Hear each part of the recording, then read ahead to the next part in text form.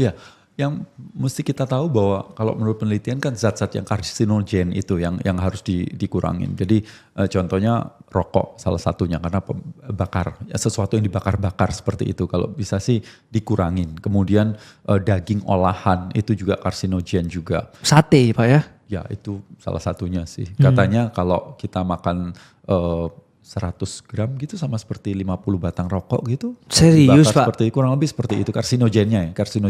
Damn. Seperti itu. Jadi emang cukup perlu untuk diperhatikan seperti itu. Dan kemudian ultra processing food, anything gitu, semakin kita makan yang natural itu semakin oke, tapi ultra processed food kalau bisa sih dihilang. Contohnya apa Pak? Nugget, sosis gitu Pak ya?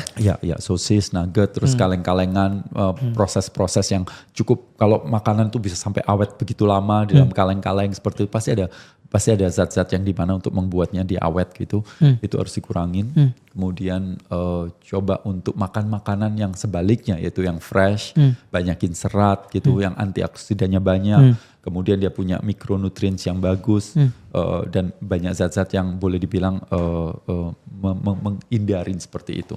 Okay. Nah, itu yang mungkin bisa kita lakukan untuk mengurangin si cancer itu sendiri. Okay. Tentu ada orang yang punya genetik cancer, ada yang tidak gitu ya. Tapi kemudian di sisi lain kita mesti tahu bahwa bukan hanya makanan itu bukan hanya dari mulut, tapi kita juga menghirup begitu banyak zat-zat di sekitar kita kan. Kita tahu bahwa Tangerang dan Jakarta pernah mendapatkan predikat kota paling terpolusi di dunia gitu ya.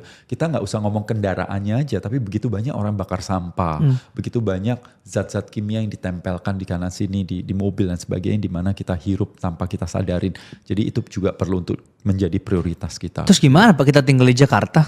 Ya kalau kita tinggal di Jakarta, kalau kita punya rumah yang dimana ada exhaustnya yang bagus itu oke gitu. Kemudian paling tidak Anda mesti belajar untuk bagaimana kita meningkatkan oksigen dalam tubuh kita dan nafasnya lebih sedikit. Contohnya teknik-teknik nafas yang dimana kita nafasnya lebih sedikit dan kemudian ya banyakin tumbuhan di sekitar untuk jadi filter dan sebagainya, itu mungkin bisa dilakukan sih.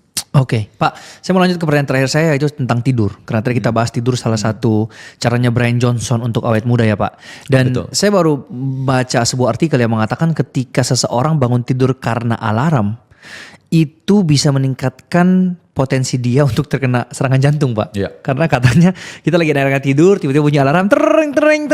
Badan kita kaget, kita bangun. Yeah.